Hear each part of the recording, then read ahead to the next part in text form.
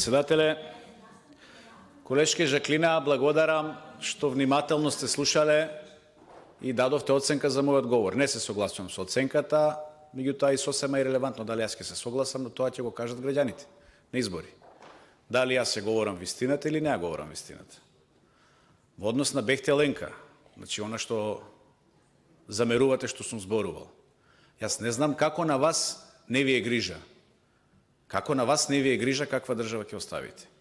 Дали не ви е грижа што државата ќе плаќа по двојни, по тројни цени за ископи? Еве го спомена тоа колегата Здравковски преска пред малку. Најскапиот ископ што се прави во државата го прави наша македонска фирма, сега ќе се плаќа двојно и тројно поскапо. Тоа не ли ви е важно на вас? Тие пари од граѓаните, од вашите генерации, од вашите деца, од вашите внуци и така натаму.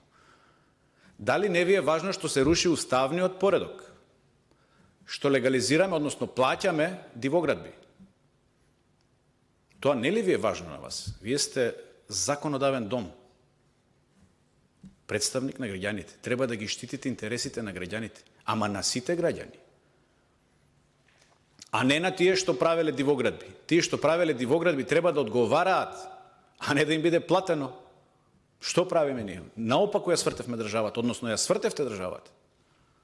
Не знам тоа како не ви е важно. Не ли ви е важно што нема ништо во тој договор? Нема цени, нема спецификации. А има крајна цена. Тоа не ли ви е важно вака? Не ли ви интересира, математичар сте рековте? Како дојдовте до таа бројка математичка, кога немате по спецификација која е цената на елементите, а на крај имате финална цена? Еве математички објаснете им, еве излезете, објаснете ми, јас не знам. Тоа не знам како не ви е јасно. Не ли ви е важно на вас равномерниот развој во државата? Не ли се секирате вие за источниот дел од државата? Таму не треба ли нешто да се направи? Таму луѓе не ли живеат? Или поважни се провизиите? Таму во Каменица нема луѓе, во Крива Паланка нема луѓе. Тие не треба да се поврзат инфраструктурно. Ке вртат тие преку пробишти. По 2 сати плюс ке патуваат. Таму луѓе не живеат. А плаќаат даноци тие луѓе. Тоа треба да го кажете.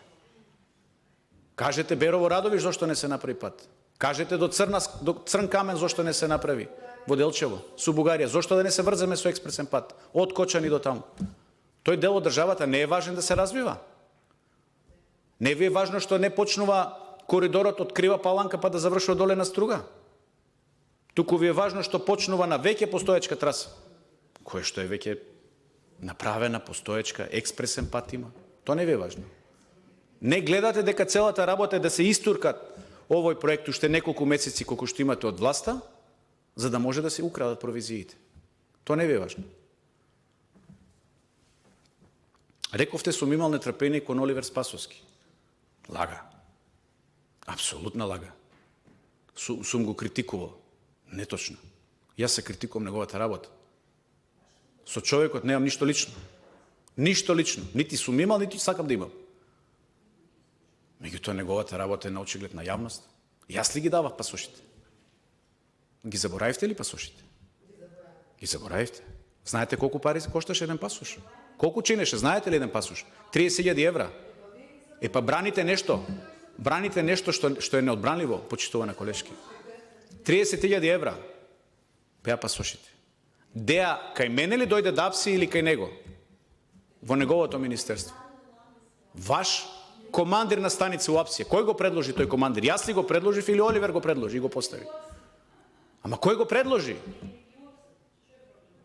Па како не е важно тоа? Па сте го номинирале, значи сте имале неправилен избор на луѓето. Сте имале криминални луѓе. И кога сме веќе кај криминалот, еве, иако не е тема на разговор Министерството за внатрешни денеска, ајде да видиме МВР, ВМРО. Ајде да видиме СДСМ.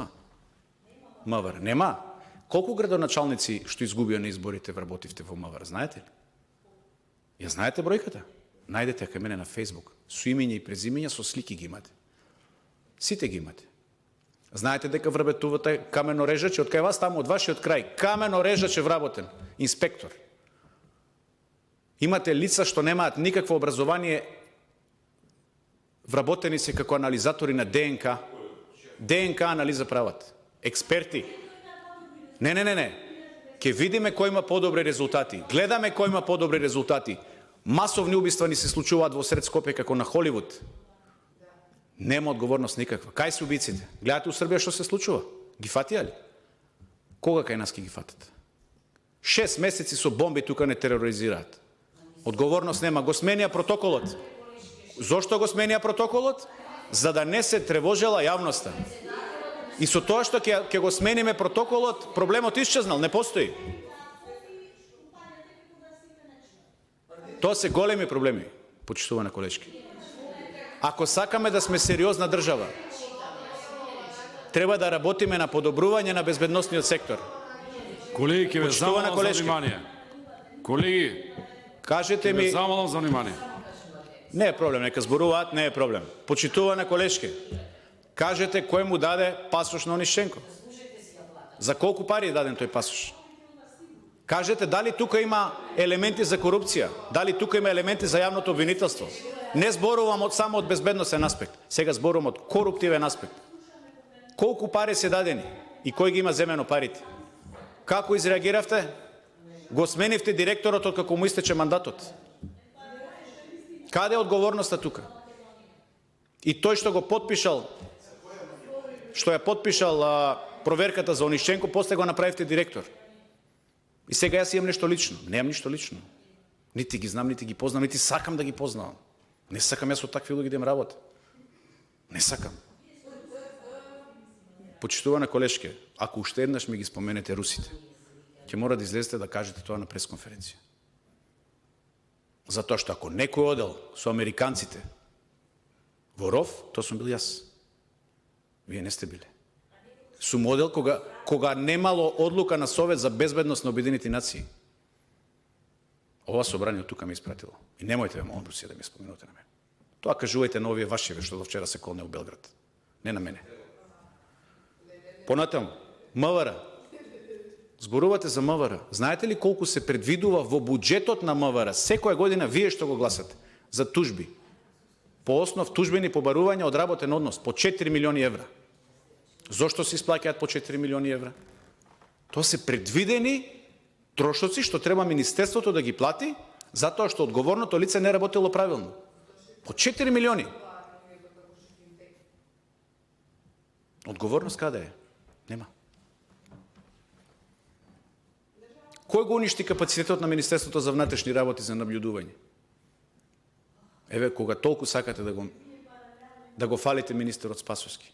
Со негов подпис се исфрлени најсовремените беспилотни летала.